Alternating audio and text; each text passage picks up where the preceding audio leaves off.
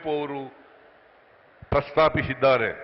ಮಂಡ್ಯದಲ್ಲಿ ನಡೆಯುತ್ತಿರುವ ಈ ಸಾಹಿತ್ಯ ಸಮ್ಮೇಳನವು ಮಾಮೂಲಿ ಸಮ್ಮೇಳನವಾಗದೆ ನಾಡಿನ ಸಮಸ್ಯೆಗಳಿಗೆ ಉತ್ತರ ಹುಡುಕುವ ಸಮ್ಮೇಳನವಾಗಲಿ ಎಂದು ಬಯಸುತ್ತೇನೆ. ಮಂಡ್ಯದಲ್ಲಿ ಕೆಲವು ದ್ವೇಷವಾದಿ ಹಿಂಸಾವಾದಿ ಶಕ್ತಿಗಳು ಸೇರಿಕೊಂಡು ಜನರ ಮನಸ್ಸಿನಲ್ಲಿ ವಿಷ ಬಿತ್ತಲು ನಿರಂತರವಾಗಿ ಪ್ರಯತ್ನಿಸಿದವು. ಆದರೆ ಸಕ್ಕರೆ ಮತ್ತು ಸಿಹಿ ಬೆಳೆಯುವ ಮಂಡ್ಯದ ಜನರು ವಿಷ ಹಾಕಲು ಬಂದವರನ್ನು ಒಳಗೆ ಬಿಟ್ಟುಕೊಳ್ಳಲಿಲ್ಲ. ಇತಿಹಾಸದಲ್ಲಿ ಮತ್ತೊಮ್ಮೆ ತಾವು ಸಿಹಿ ನೀಡುವವರೇ ಹೊರತು ವಿಷ ನೀಡುವವರಲ್ಲ ಎಂದು ಸಾಬೀತು ಮಾಡಿದ್ದೀರಿ. ಮಂಡ್ಯದ ಜನರನ್ನು ನಾಡಿನ ಜನರ ಪರವಾಗಿ ಅಭಿನಂದಿಸುತ್ತೇನೆ. ಕವಿರಾಜ ಮಾರ್ಗಕಾರ ಈಗಿನ ನಾಡಿನ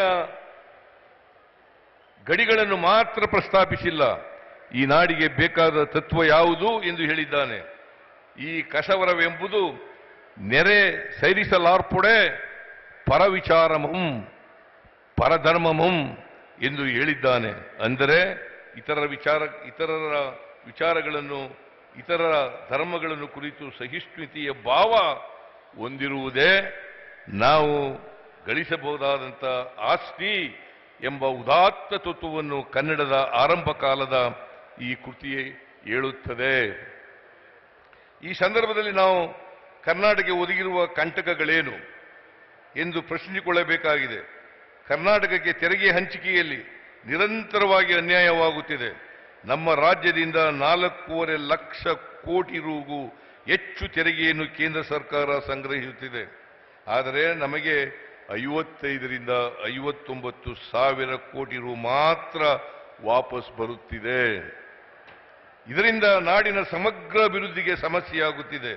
ಇದರ ಜೊತೆಗೆ ದುಡಿಯುವ ಜನರ ಮೇಲೆ ಹೆಚ್ಚು ತೆರಿಗೆ ವಿಧಿಸಿ ಶ್ರೀಮಂತ ಕಾರ್ಪೊರೇಟ್ ಕಂಪನಿಗಳ ಮೇಲಿನ ತೆರಿಗೆಯನ್ನು ಇಳಿಸಿದ್ದರಿಂದ ಜನರ ಕೈಯಲ್ಲಿ ಹಣ ಇಲ್ಲದೆ ಜನರ ಕೊಳ್ಳುವ ಶಕ್ತಿ ಕಡಿಮೆಯಾಯಿತು. ಆದ್ದರಿಂದಲೇ ನಾವು 5 ಗ್ಯಾರಂಟಿ ಯೋಜನೆಗಳನ್ನು ಜಾರಿಗೆ ತಂದು ಅನುಷ್ಠಾನ ಮಾಡಿದ್ದೇವೆ. ಎರಡನೆಯ ಕಂಟಕ ರಾಷ್ಟ್ರ ಭಾಷೆ ಹೆಸರಿನಲ್ಲಿ ಹಿಂದಿ ಭಾಷೆಯನ್ನು ಏರುವ ಮೂಲಕ ಕನ್ನಡ ಮುಂತಾದ ದೇಶ ಭಾಷೆಗಳನ್ನು ದಮನಿಸುವ ಕೆಲಸ ನಡೆಯುತ್ತಿದೆ. ಇದನ್ನು ನಾವುಗಳೆಲ್ಲರೂ ಪ್ರತಿಭಟಿಸದೆ ಹೋದರೆ ನಮ್ಮ ಭಾಷೆಗಳು ಗಂಡಾಂತರಕ್ಕೆ ಸಿಲುಕಿಕೊಳ್ಳುತ್ತವೆ.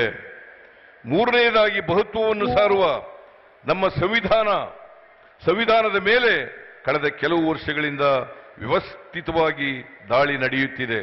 ಈ ಆಕ್ರಮಣದ ವಿರುದ್ಧ ಹೋರಾಡಬೇಕಾದುದು ನಮ್ಮೆಲ್ಲರ ಜವಾಬ್ದಾರಿ ಎಂದು ತಮ್ಮ ಗಮನಕ್ಕೆ ತರಬಯಸುತ್ತಾ ಕುವೆಂಪು ಅವರ ಕವಿತೆಯ ಮೂಲಕ ನನ್ನ ಮಾತುಗಳನ್ನು ಮುಗಿಸುತ್ತೇನೆ. ಬಾರಿಸು ಕನ್ನಡ ದಿಂಡಿಮವ, ಓ ಕರ್ನಾಟಕ ಹೃದಯ ಶಿವ, ಸಂತತಿಗರನ್ನು ಬಡಿದೆಚ್ಚರಿಸು, ಕಚ್ಚಾಡುವವರನ್ನು ಕೂಡಿಸಿ ಒಲಿಸು, ಹೊಟ್ಟೆಯ ಕಿಚ್ಚಿಗೆ ಕಣ್ಣೀರು ಸುರಿಸು, ಒಟ್ಟಿಗೆ ಬಾಳುವ ತೆರದಲ್ಲಿ ಅರಸು. ಜೈ ಭಾರತ್, ಜೈ ಕರ್ನಾಟಕ, ಜೈ ಕನ್ನಡ ಮಾತೆ.